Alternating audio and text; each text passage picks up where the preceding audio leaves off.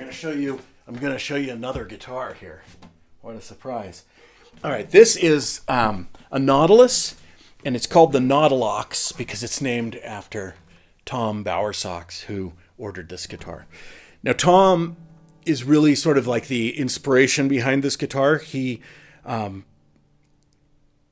It was his impetus that caused me to create this guitar. So I'd been experimenting with radial bracings and stuff like that, offset sound holes. But it was Tom who sort of like requested that we put together a guitar that basically had all of these features, and gave me a reason to create this thing. So I thank him for that and sort of give him like co-creator status on the Nautilus, which for me is a new this model being called the Nautilus. It's a new thing for me, and it's a new trajectory, and it's really exciting because I think I've got something here that is new and has brought some life to. There's only so far you can go with the X-Brace style guitar, and so I feel like I'd kind of gotten there. Like all my X-Brace guitars, I'm still planning to make X-Brace guitars, and they're still like, I kind of feel like I got up as high as I could get. I was working on all these little subtleties, but they were all turning out like really good, and I needed, as a builder, someplace new to go. So this is it. And this is like a really exciting instrument. It's like a whole new guitar experience when you play this thing. The Nautilus is radially braced, so I've got a central patch under my bridge, and then the braces fan out in a radial pattern from here. There's no transverse brace in here except for the bridge itself. The bridge and, of course, the bridge patch underneath form a very stiff bridge brace across, but there's no transverse brace up here. And there's no X to lock up the top. The sound hole's off to the side, so the entire top gets used in making sound.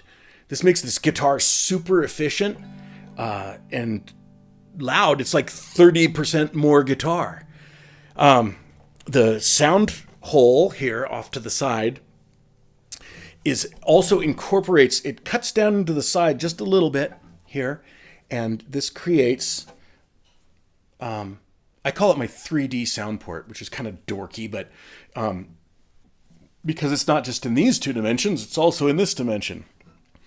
It really projects the sound right at the player's head, and it's just immersive sound of the guitar. If you've ever hung your head over while you're playing a guitar and you go, oh, it sounds so good right in front of the sound hole, well, that's what you get all the time without having to do strange things to your neck and call your chiropractor. This just puts it right in your face. And that, coupled with the fact that the guitar is already producing a great deal more sound than a regular X-Brace guitar, makes for a very powerful experience. Let me just play here and hope that it translates.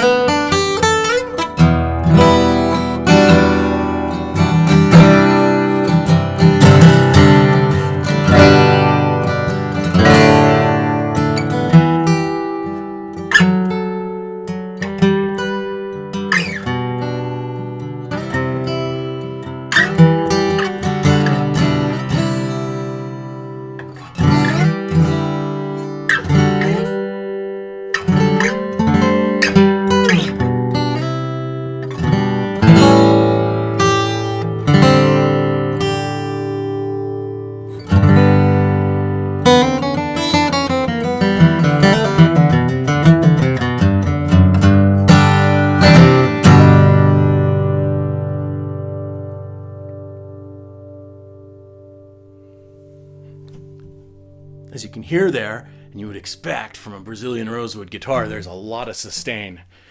The Tunnel 14 redwood it's a cool wood because to me it seems to capture a lot of the sparkle and power of a spruce, and then couple it with some of the woodiness and round sophistication of cedar. The guitar I built since I've started getting Tunnel 14, I've built a lot of Tunnel 14 guitars. I've trying to lean towards it for my customers. It's one option. I still love spruce. This is Sitka spruce. I love this stuff. This 50-year-old spruce. I love Adirondack spruce.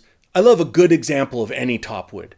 But this one coupled with, do I say coupled with a lot? It seems like I'm always saying coupled with. I'm going to stop saying that. Together with the age, the storied aspect of the wood, it's just got a lot of mojo and it's got a lot of tone. And you're not sacrificing tone for mojo or mojo for tone. So it's a pretty cool, complete package. I don't know what else. I just made another video, so now I'm completely confused in what I said and what I didn't say on this one. Tom, this guitar was a real pleasure for me to make. I'm very proud of it. I think it's absolutely gorgeous. This rosewood is unlike anything I've built with before, just in that it's got all of those sort of molten highlights that you get with Brazilian rosewood. It's quarter sawn, and it's got some curl and interest to it, some ink lines. It's got some little wormholes down here in the bottom. They're very minute, they're filled, but I kind of like the idea that somebody else was using it before us. Anyway, there it is, the Nautilox, and he's going to go off to Texas to his new home very soon.